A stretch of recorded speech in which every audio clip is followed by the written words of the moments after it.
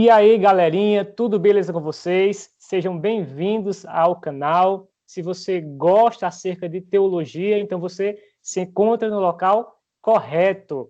E hoje temos mais uma entrevista e eu estou aqui com um convidado, com o irmão amado, Daniel Kaufmann. Sobrenome difícil, é esse mesmo, Kaufmann? É esse mesmo, meu irmão. Seja bem-vindo, meu querido. Valeu, estou muito feliz aí de estar aqui com você, com o pessoal que vai assistir esse vídeo aí com a gente. E, mais uma vez, muito obrigado pelo convite. Eu que agradeço. Deixa eu aqui apresentar brevemente o nosso convidado de hoje, pessoal.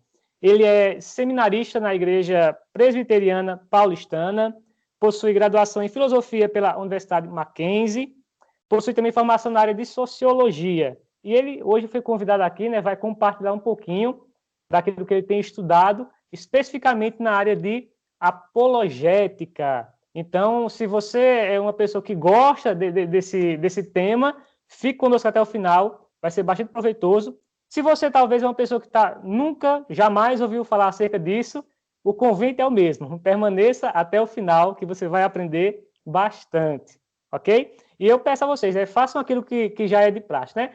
Deixe o like, se lhe abençoar, por favor, passa para frente, compartilha aí para abençoar outras pessoas também. E eu gostaria de ir direto às questões, beleza, Daniel? Vamos aproveitar o tempo. E a primeira pergunta é a pergunta mais óbvia, né? O que seria apologética? Talvez algumas pessoas que acompanham o canal, não sei até onde esse canal vai chegar, né? Jamais ouviram falar sobre essa palavra. O que seria apologética? Você poderia explicar, dar uma definição? Legal, muito boa pergunta. Para a gente começar, a gente já pode inclusive começar com a definição acerca do que seria apologética. E eu creio que das definições que eu já ouvi falar e já li sobre, a que mais me chamou a atenção é aquela que fala que a apologética ela é uma disciplina que ensina os cristãos a dar uma razão da sua esperança. Ou seja, se baseando logo em 1 Pedro 3, no 1 Pedro 3, os versículos 15 e 16. Eu creio que a gente pode começar por aqui e tendo em mente que a própria Bíblia, né, a própria palavra de Deus, nesse trecho, ela vai usar inclusive a mesma palavra, com uma terminação diferente, mas vai ser apologia também. E quando a gente fala sobre apologética, apologia, primeiro que muita gente usa num sentido negativo, né? Você está fazendo apologia disso, apologia do aborto, apologia da pena de morte, uma série de outras coisas. Eu não sei por que ela é usada de maneira negativa assim, mas quando as pessoas usam, tem a ver também ainda exatamente com o sentido de você procurar dar ou justificar o porquê daquilo. E na origem do termo, a gente vai encontrá-la, como ela era aplicada vamos dizer assim, no direito grego, em que a apologia ela era usada num termo assim, de julgamento. Ou seja, quando a gente olha, por exemplo, para a filosofia e olha o diálogo, um dos diálogos, uma história que Platão escreveu sobre Sócrates, um deles leva o nome Apologia de Sócrates. E quando a gente olha para a Apologia de Sócrates, é justamente um caso onde ele conta que Sócrates ali ele está sendo condenado por ateísmo e a outra é por desvirtuar os jovens, corromper os jovens. E ali ele está num julgamento e ele tem que se defender. Então, inicialmente, quando a gente olha para a palavra apologia, ela vem daí, dessa origem, vamos dizer assim, do direito, da área do direito, e tinha essa aplicação, e ela vai se desenvolvendo ao longo da história, inclusive da história da igreja, de uma maneira em que a gente consegue enxergar, como eu já falei, o termo apologia no próprio texto bíblico, era um termo usado, no texto bíblico de 1 Pedro 3, 15 e 16, que a gente pode, inclusive, ler de maneira rápida. E, além disso, de entender também como que isso se aplica nos dias de hoje. Então, acho que é legal a gente partir, saber de onde veio, da onde ela parte, porque, por exemplo, quando a gente olha para esses dois aspectos Sócrates ele foi acusado, que é como eu falei, a respeito dele ser ateu, e a segunda, de corromper os jovens, tem a ver com a crença dele e com, vamos dizer assim, os costumes. Então, essas duas coisas da crença em Deus e vamos dizer assim, de como ela se desenvolve na prática, ela é o objetivo da própria apologética. Por isso que é interessante começar por aí. E aí, que essa dica nem é minha, essa é dica do Felipe Fontes, do professor. Então, achei muito legal, e desde então eu tenho pensado na apologética nesses termos. E eu já, de antemão, não quero fugir muito da pergunta, não? Fica à Mas vontade. eu já, inclusive, só para dizer que é um tema que, inicialmente, para mim, eu também não tinha nem ideia do que era antes de começar a estudar. E antes, o que me levou para querer ser pastor, me levou para o seminário, e inicialmente, coincidentemente, foi a apologética. Então, eu comecei a ler sobre apologética, eu vi que as diferenças que existem entre os diferentes tipos de apologética, como que ela é aplicada na vida cristã, e ali, logo depois, eu tive vontade de começar não só a pregar o evangelho como todo cristão já deve fazer, né? Mas também de cuidar dos irmãos e de pregar no público. Então, assim, eu achei... E eu vou até depois, no final, mostrar o primeiro livro que eu li de apologética, que eu creio que vai ser de muita ajuda. E antes da gente desenvolver até, o Manuel, você pode me cortar aí se eu estiver falando muito, hein? Fica à vontade, fica à vontade. Beleza, querido. Antes da gente até entrar nos temas, é legal só nós especificarmos uma coisa, que existem 3 textos que são muito citados, 3 textos bíblicos chaves, né, para nós discutirmos a apologética. Então, o primeiro, que é 1 Pedro 3, versículos 15 e 16, que tem a ver com dar razão da esperança, a gente vai desenvolver isso mais para frente. O segundo, que é Atos 17, então é Paulo pregando no Areópago e discutindo ali com os estoicos e os epicureus, que eram as duas linhas da filosofia muito conhecidas na época, que ainda são hoje dentro da história da filosofia. E um terceiro, que ele é citado, muitas vezes até indiretamente, que é Romanos 1, dos versículos 18, 17 em diante, porque ali, como nós observamos, quando Paulo escreve a carta aos Romanos, ele vai descrever um pouco a respeito de como o nosso conhecimento, o conhecimento do homem natural, vamos dizer assim, ele funciona. Então, esse tripé ele é muito importante para a gente começar essa discussão, para que fique bem claro a respeito, para quando a gente começar a definir melhor e entender como se dá essa aplicação da apologética e a diferença, que é, como eu falei, em 1 Pedro 3, versículos 15 e 17, você tem a base, ou seja, a base do porquê fazer apologética. Você tem essa base. Em Romanos 1, a gente tem esse vamos dizer assim, esse mini compêndio epistemológico, esse mini compêndio de teoria do conhecimento, ou seja, como que o nosso conhecimento se dá, e vai mostrar, e a Bíblia toda vai fazer isso como um todo, que o nosso problema, acima de tudo, é de coração. E é sempre teorreferente, é sempre referente a Deus.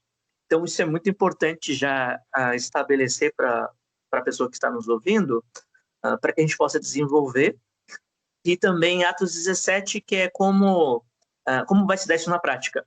Como olhando para Paulo e a maneira que ele pregou ali no Areópago, discutiu, como que se deu esse desenvolvimento, como que se dá a apologética na prática. Eu acho que seria bem legal a gente, e até para quem está nos escutando agora, lembrar e de consultar esses textos. Eu acho que seria bem legal. Beleza, perfeito, meu querido. Perfeito. Se falou em apologética, né? Mas você mesmo citou aí, né, que existem tipos de apologética, né? Então a gente pensa, por exemplo, em apologética clássica, pressuposicional e etc. Você poderia nos dizer quais seriam os tipos, e mais do que apresentar o conceito, dar algum tipo de exemplo para ver se fica um pouco mais claro para as pessoas que acompanham o canal? Então, a gente partiu da definição que a apologética é uma disciplina que ensina os cristãos a dar razão da sua esperança. Entendido isso, independente de como essa apologética ela desenvolve, eu acho legal a gente ter isso como base. Em relação às diferenças, para quem começa a ler sobre apologética inicialmente, e até para quem gosta de, por exemplo, assistir aos debates do William Lane Craig, com outros, ou do Bunsen, né? Benson, que é um outro debatedor, um apologeta que já, no caso do Benson, ele já faleceu. Mas a gente só vai perceber isso depois. E eu diria assim, independente de que haja ou não outras vertentes assim da apologética, existem duas que eu creio são basilares. Que a primeira é aquilo que a gente vai chamar, que você mesmo, eu acho que você acabou de falar, que seria aquela clássica, né? Como que se dá a apologética clássica? Quando a gente olha para o desenvolvimento da igreja, eu digo a história da igreja como um todo no Ocidente, nós vamos ver um movimento de vários pensadores, que especialmente eu diria que ela vai se desenvolver mais ali, essa apologética clássica na época medieval, que é aquela em que a pessoa apresenta argumentos a favor da existência de Deus para você. Então, seria, antes da gente estabelecer, vamos supor que a gente vai discutir a respeito das coisas de Deus e você quer apresentar o evangelho para a pessoa, aí você vira para ela e fala assim, olha, antes da gente começar a discutir aqui, eu primeiro preciso te mostrar de que Deus existe.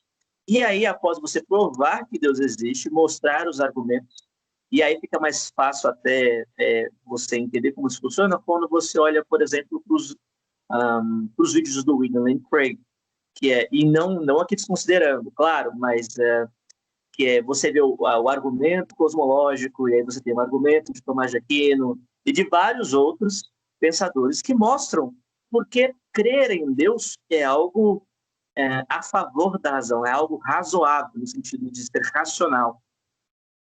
Então, uma apologética clássica, nesse sentido, ela tem a ver com esses argumentos a favor da existência de Deus. E eu acho que eu já dei até um exemplo aqui na prática. Seria assim, nessa conversa, então, antes da gente entrar em qualquer assunto propriamente dito, no que se refere a Deus, eu tenho que provar, primeiro, que ele existe. Isso eu estou falando no sentido clássico, tá? E aí hoje a gente vai encontrar, de maneira não tão pura assim, a gente vai encontrar algumas diferenças, mas quando é bom para aquela pessoa que nos ouve agora, para quando ela ouvir e escutar esse tipo de exemplo, para saber da onde que está se partindo esse entendimento, seria essa apologética clássica. O outro, o nome é até difícil, até hoje eu luto para falar, que é o pressuposicionalista, né? O pressuposicionalismo. Hoje em dia, inclusive, alguns chamam até de apologética aliancista, que é antes de você entrar em qualquer discussão, você já toma como verdade a existência de Deus. Então, você não precisa provar Deus. Por quê? Porque quando nós olhamos para alguns vários trechos da Bíblia, no caso, por exemplo, como eu citei Romanos 1, nós sabemos que naturalmente, primeiro, que a imagem e semelhança do homem, de Deus, já foi impressa no homem, e que essa imagem e semelhança e na vivência desse homem, por mais que ele não seja cristão e não seja Deus, ou melhor, ele não acredite em Deus, perdão pela confusão, mas por mais que ele não acredite em Deus, no fundo, ele sabe que Deus existe. O que ele faz produz um auto-engano. Então, o que o Salmo fala? Diz o tolo em seu coração, não há Deus. Porque dizendo que não há Deus, não tem ninguém para ele prestar conta, ele vira autônomo, né? Ou seja, ele cria a sua própria lei, e aí passa a viver assim em diante. Então, no pressuposicionalismo, ou a apologética aliancista, porque vai justamente ter esse entendimento que Deus fez uma aliança com o homem, desde o Éden, que essa aliança ela foi quebrada, e depois durante tudo isso também tem a ver com o pacto da graça de Deus. Eu estou trazendo vários conceitos aqui que talvez não dê para explicar por causa do nosso tempo, mas que envolve, então, esse entendimento de que Deus faz um pacto com o homem, o representante da humanidade, que é Adão, e que falha, mas depois nós temos um representante, ou nós temos hoje um representante, que é nosso Senhor Jesus Cristo. Então, nesse sentido, a aliancista já considera essas coisas em uma conversa. Ou seja, quando nós vamos discutir sobre Deus ou das coisas que se referem a Ele, ou mesmo em áreas diferentes, por exemplo, filosofia, sociologia, história, independente de qual seja a sua área, a apologética aliancista, ela entende que o homem natural, aquele que não é regenerado pelo Espírito Santo de Deus, que ainda não tem um novo coração e não tem esse entendimento a respeito, porque Deus não se revelou ali de maneira direta, né, para ele, o que ele faz? Muitas vezes, apesar de, é claro, nós entramos no aspecto da graça comum, muitas vezes mesmo existindo momentos de verdade, ou seja, você pode, por exemplo, eu vi que você é da área da pedagogia, então você pode ler os inúmeros e mais diferentes autores de pedagogia que têm diferentes concepções de você, que acreditam que Deus não existe, ou que ainda que não seja o Deus da Bíblia. E você pode trair verdades ali, porque toda verdade é de Deus. E aí você vai trabalhar o quê? Esses momentos de verdade. Então, a apologética pressuposicionalista, ela lida, então, já pressupõe a existência de Deus, e o diálogo não vai estar nos argumentos em si, a respeito se deve crer ou não em Deus, mas a discussão está nas pressuposições. Então, o que alguém que não é cristão e produz, por exemplo, história, ela tem como pressuposição. E aí isso influencia, por exemplo, em como a história é contada, como você vê o desenvolvimento da história. E aí, trazendo para um aspecto até mais prático, isso influencia até aquele nosso amigo, por exemplo, que não é cristão, e ele vai ter uma concepção a respeito de como a história da vida dele se desenvolve completamente diferente da sua, da nossa.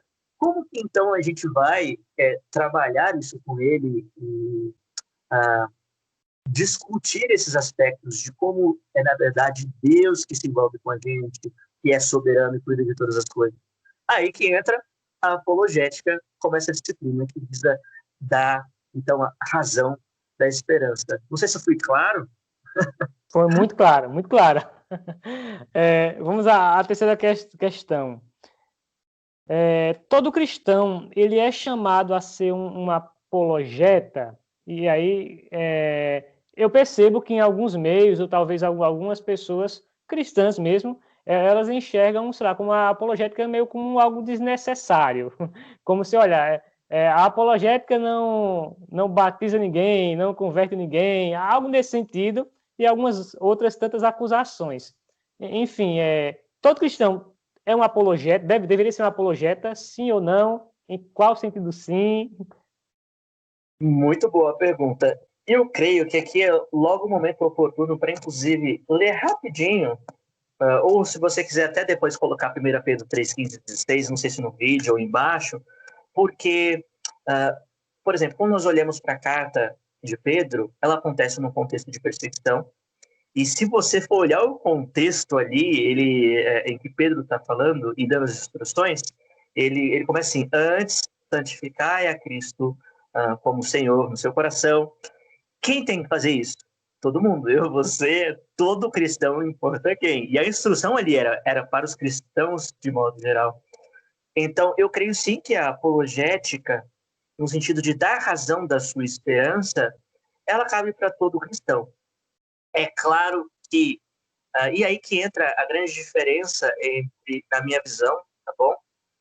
Entre a apologética, uma apologética mais tradicional e uma apologética aliancista ou pressuposicionalista, que é, numa apologética tradicional, o que você tem que fazer? Vamos supor, eu sou um biólogo, Então, eu tenho que estudar todos os argumentos possíveis para mostrar do porquê Darwin, do porquê a teoria darwinista ela está errada, por que que o evolucionismo, em alguns dos seus aspectos, quando aplicado com uma filosofia de vida, ele não faz sentido. Então, você vira um especialista nessa área e traz os argumentos ali para poder discutir ali.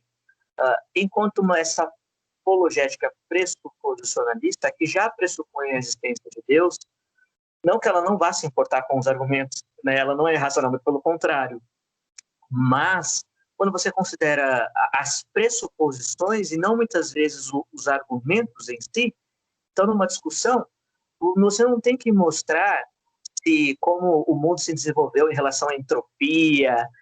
É claro, se você tem esse argumento, muito bom. Mas para quem não é da área, nem sabe o que é um negócio. Você tem que procurar, você demanda muito tempo para se fazer isso. E quando você trabalha as pressuposições, no caso qual é a pressuposição de uma teoria darwinista como uma filosofia de vida? Ora, de que o mundo é uma caixa fechada, que Deus não existe. Então, tudo que existe é só matéria, a vida é por aqui. Todas essas coisas podem ser trabalhadas por qualquer cristão. E aí, não que, vamos dizer assim, a apologética tradicional não possa ser trabalhada por qualquer cristão. Muito pelo contrário, mas em termos até de benefícios, eu vejo em que, no sentido que Deus ele pode usar essas ferramentas do jeito que ele quiser, claro, no momento em que, posteriormente, a gente tem a possibilidade de apresentar o evangelho para a pessoa. Então, é aí que, quando nós percebemos como, da onde parte a apologética pressuposicionalista, a gente consegue entender, então, até como ela se desenvolve a respeito dessa argumentação. Para ficar mais claro, a gente poderia, por exemplo, chegar para um amigo nosso que ele é um ateu convicto e dar os melhores argumentos possíveis do porquê existe uma sintonia no universo, do porquê a gente busca beleza nas coisas, do porquê existe sentido nas coisas. Dar os melhores dos argumentos, dos mais intelectuais que já existiram na Terra. Ainda assim, se Deus não agir no coração dele, e no momento, é claro, depois em que nós temos a oportunidade de apresentar-lhe o Evangelho, não adianta. Por quê? Mais uma vez, se trata de razões do coração. Então, é igual quando a gente briga com um irmão, né? Eu não sei se você tem irmão, eu tenho 2 irmãs. E aí, para quem tem... Você tem quanto? 2 também. Então, quando a gente briga com o irmão, a gente chega e pode dar todos os argumentos possíveis para mostrar que a gente está certo e tudo mais. Não adianta, porque muitas vezes muitas vezes não, em todas as vezes é o nosso coração que tem que ser trabalhado, e por mais que você dê o melhor argumento possível, ela não vai aceitar, porque ela já negou isso de antemão na sua pressuposição. Eu vi uma palestra, várias palestras do Felipe Fontes, né, e ele fala muito bem sobre isso, de fato. Ele até deu um exemplo, tentando me recordar aqui agora, ele falando justamente sobre o que você está falando, né? Que, por exemplo, se ele palestrar, trazer os argumentos, enfim, falar, justificar, ensinar direitinho para uma mulher de que, olha, veja bem, Deus, a maior bênção que Deus concede aqui na Terra é a família, a mulher deveria, sei lá, dedicar-se ao ensino dos filhos, cuidado do lar, etc. Mas ele pode provar isso aí, colocar contra a parede e fazer qualquer coisa. Se a mulher tiver no seu coração de que não, como prioridade por exemplo, a vida profissional, não importa os argumentos, porque de fato não é uma questão de conhecimento, mas questão de fato do coração, né? E realmente isso acontece com todos. Muito bom.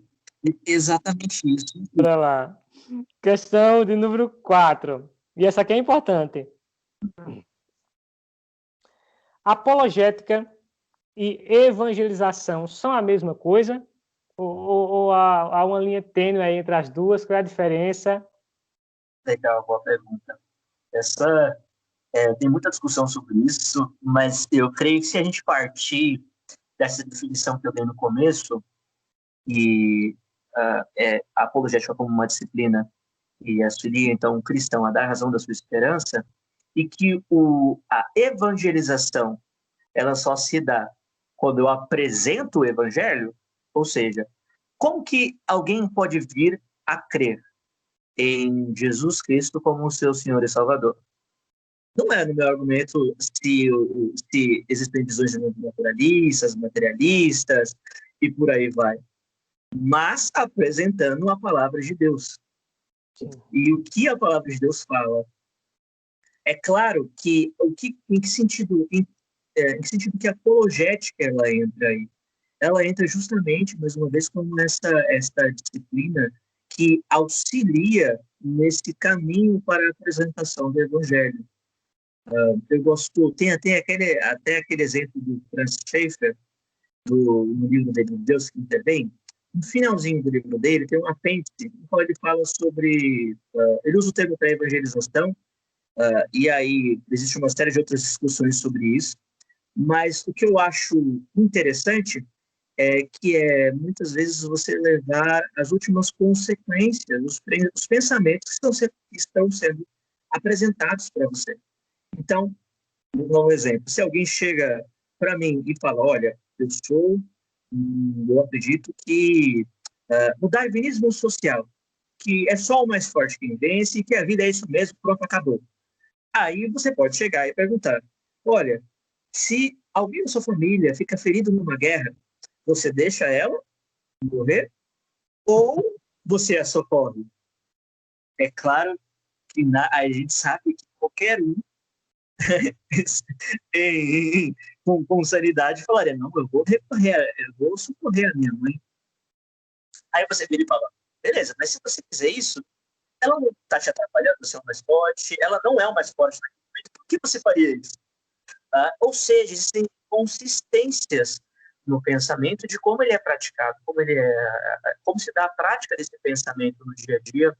E aí, quando a pessoa reconhece essa falta de consistência, muitas vezes, é o momento em que você tem uma oportunidade para falar, olha, mas eu creio que o significado dessa vida é muito mais do que uma luta entre o mais fraco e o mais forte.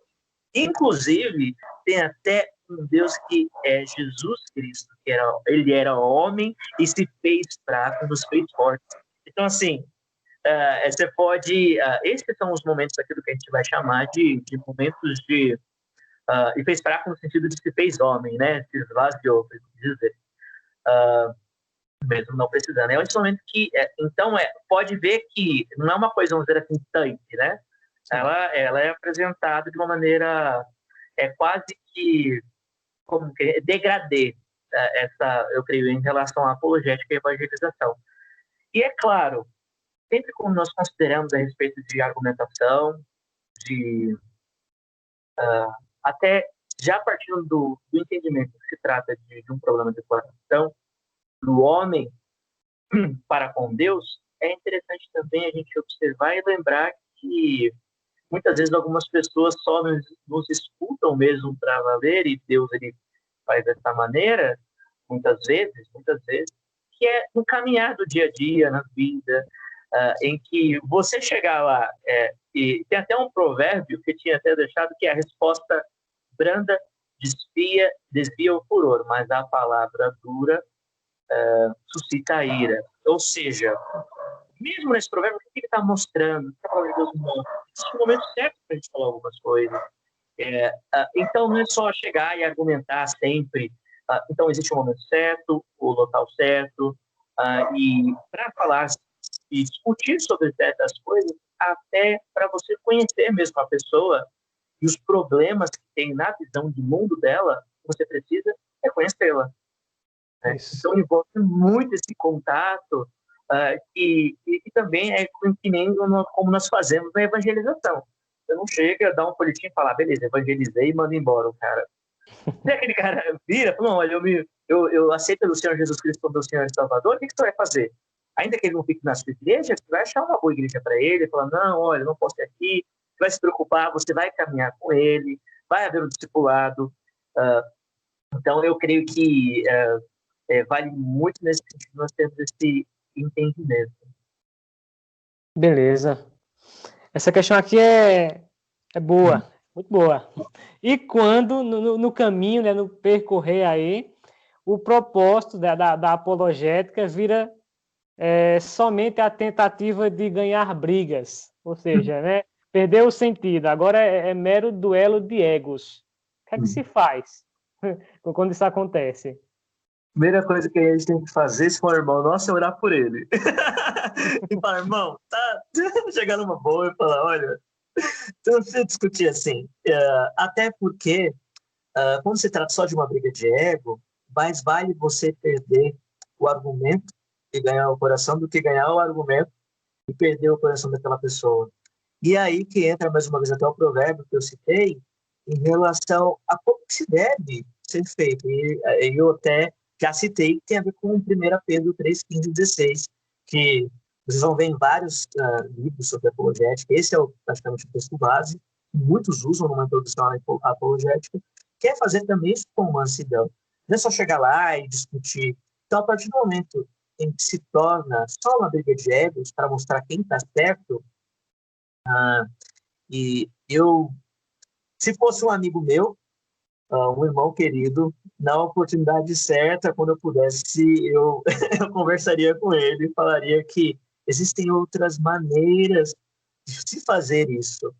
Se formos nós mesmos, né?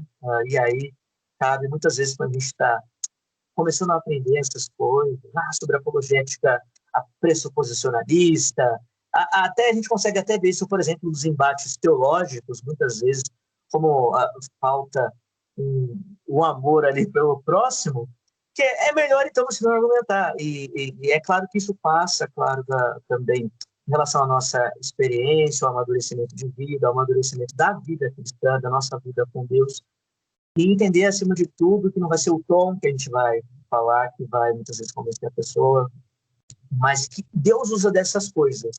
Mas você simplesmente, ou seja, do seu tom, do momento, do que você fala, do argumento que você dá, Deus usa de tudo da maneira que Ele quer e como Ele quer.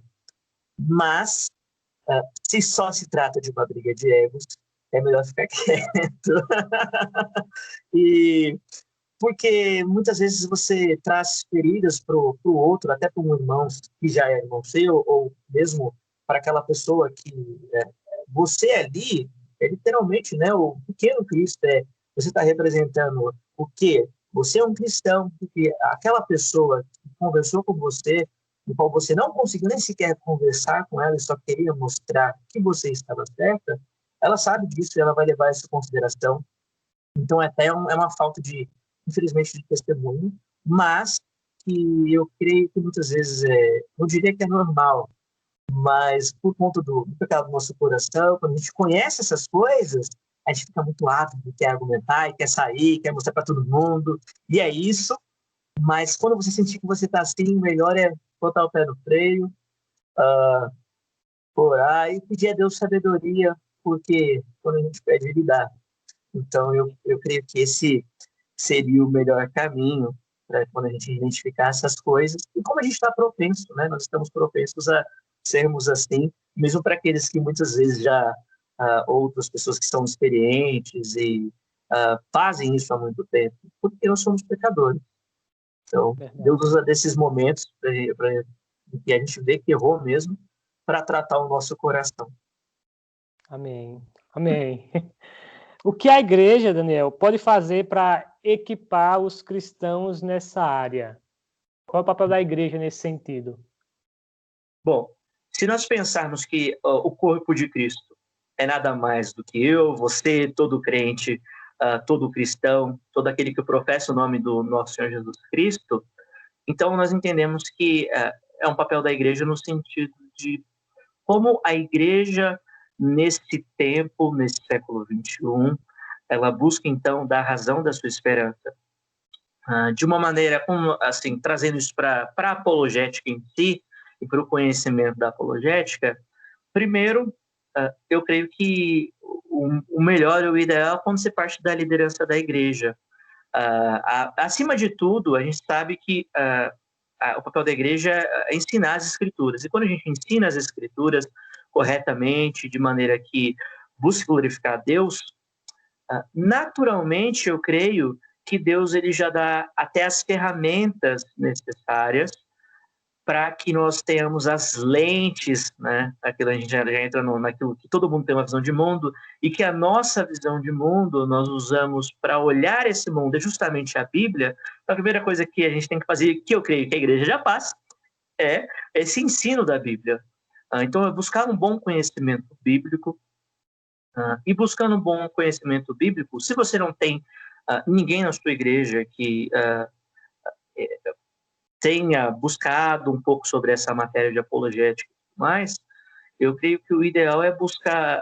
Existem vários canais, tem até no YouTube, né? Por exemplo, você está divulgando agora.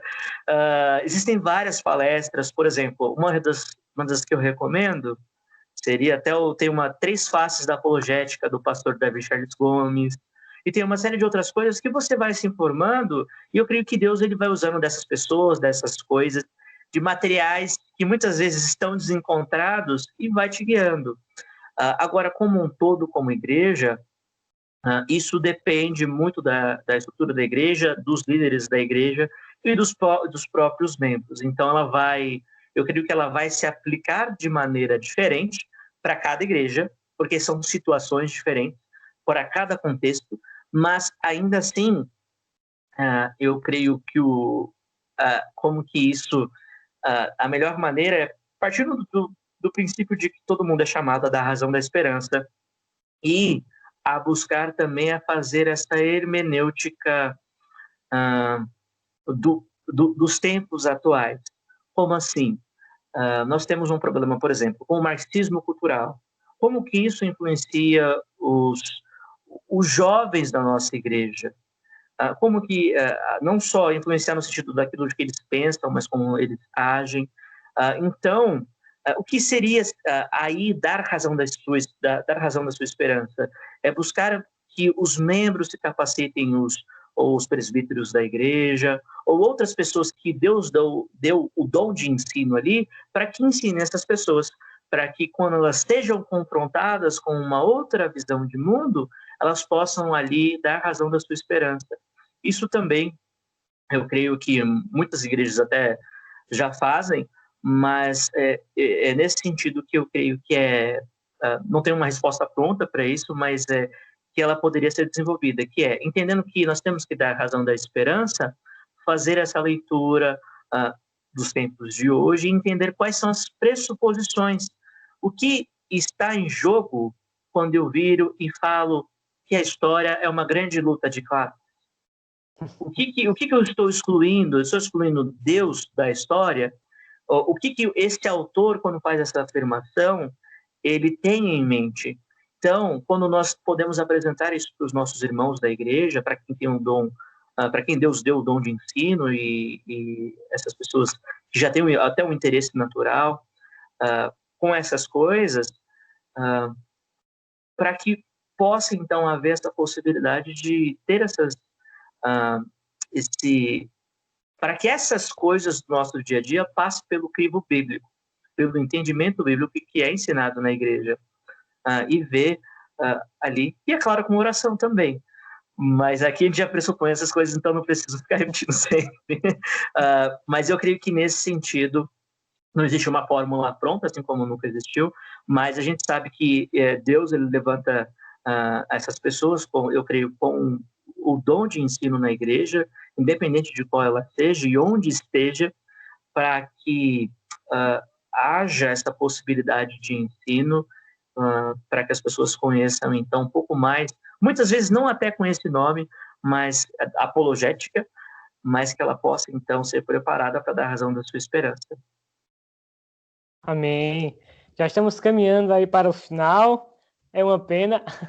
Me entristece, estava muito boa a conversa. E eu gostaria que tu indicasse aí, Daniel, literatura, alguma coisa sobre, para quem está interessado em se aprofundar nesse tema, né? E tuas considerações finais. Alguma coisa que tu queria falar e não pôde falar devido às perguntas, enfim. Fique à vontade para fazer suas considerações finais e fazer as indicações aí de literatura. Beleza, meu irmão. Eu fiquei muito feliz com as perguntas, foram muito boas, inclusive, acho que foi uma bênção. E para quem não tem tempo de ler ou para quem está dirigindo, sei lá, você está numa rotina muito dura de trabalho e está sem o tempo de ler, eu recomendo a palestra do Felipe Fonte, que teve na Semana Teológica, sobre, se você colocar Apologética Felipe Fonte e Seminário JMC, tem lá, são 2 palestras muito boas sobre apologética, ele vai falar dessa mesma introdução, inclusive, que eu dei. A segunda seria as 3 faces da apologética, que eu falei, que é também na Semana Teológica do JMC. E em relação aos livros, eu não tenho como não recomendar o primeiro livro que eu li sobre apologética. Talvez vocês, não sei se vocês vão encontrar, mas chama Razões do Coração, do William Edgar, da editora Refúgio. Esse livro foi o que me fez entender, porque, até contextualizar, porque eu, quando conheci a apologética, eu conheci pelas vias da apologética tradicional, ou seja, assistindo debates e tudo mais. E aí, quando eu fiquei tão empolgado, eu queria até argumentar com muita gente e tudo mais, quando esse livro me fez entender que existem, antes de tudo, razões do coração que devem ser trabalhadas. Então, eu acho que é uma ótima introdução para quem está interessado numa apologética bíblica, numa visão bíblica também. O segundo livro seria da editora Monergismo, chamado A Batalha Pertence ao Senhor, do Scott Oliver. E também ele é um livro introdutório sobre apologética, que vai na mesma linha que o Razões do Coração. Claro, ele vai trabalhar alguns textos bíblicos e trazer algumas outras coisas.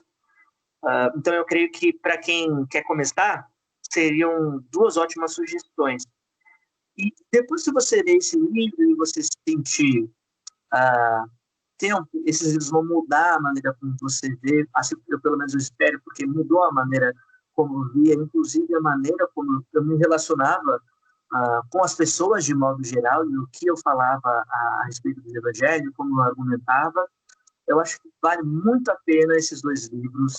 Esse já é um livro um pouco mais técnico, mas que é muito bom, que é do John Frame, Apologética para a Glória de Deus, uma introdução, editora Cultura Cristã. Então, ele vai trabalhar essa definição que eu comecei falando aqui no vídeo, e vai trabalhar os textos, as diferentes apologéticas, e é um livro muito bom, e com ele você vai conhecendo até outras referências. E também o do Cornelius Van Til, que aqui já é conhecido de muitos que falam, né, da apologética pressuposicionalista. Esse também é um livro um pouquinho mais, diria, técnico, mas que ele tem um diálogo nele muito interessante, que o livro chama O Pastor Reformado e o Pensamento Moderno, o Evangelho apresentado como um desafio à descrença atual. Então, ele não vai tratar necessariamente, ele vai tratar alguns aspectos da apologética, e é muito bom, e algo que me gravou, assim, que eu guardei para a vida, é uma discussão no livro entre ele vai chamar de Mr. White, Mr. Black e Mr. Grey. Eles não traduzem no livro, mas seria o branco, o cinza e o preto. E nesse sentido, ele vai tratar como o White seria aquele cara do qual Deus renovou o seu coração, o Grey é aquele em que aceita as pressuposições durante a discussão, e o Black é aquele do qual ele não, simplesmente, ele não é, ele é o não convertido. E aí, nessa discussão entre os 3, ele vai mostrar, ele cria um diálogo em que o Mr. Grey, sempre quando ele concorda com as pressuposições não bíblicas, leva ele, em última instância, ao mesmo ponto do incrédulo. E é por isso que o Van Til está trabalhando, ele vai mostrar nesse diálogo como que se dá isso na prática. E como que a gente não pode aceitar desde o começo as pressuposições. Porque uma vez que você aceitou os termos da conversa, você já perdeu o debate, não é? É igual eu chegar para você e falar: rapaz, você já devolveu o meu carro, sim ou não?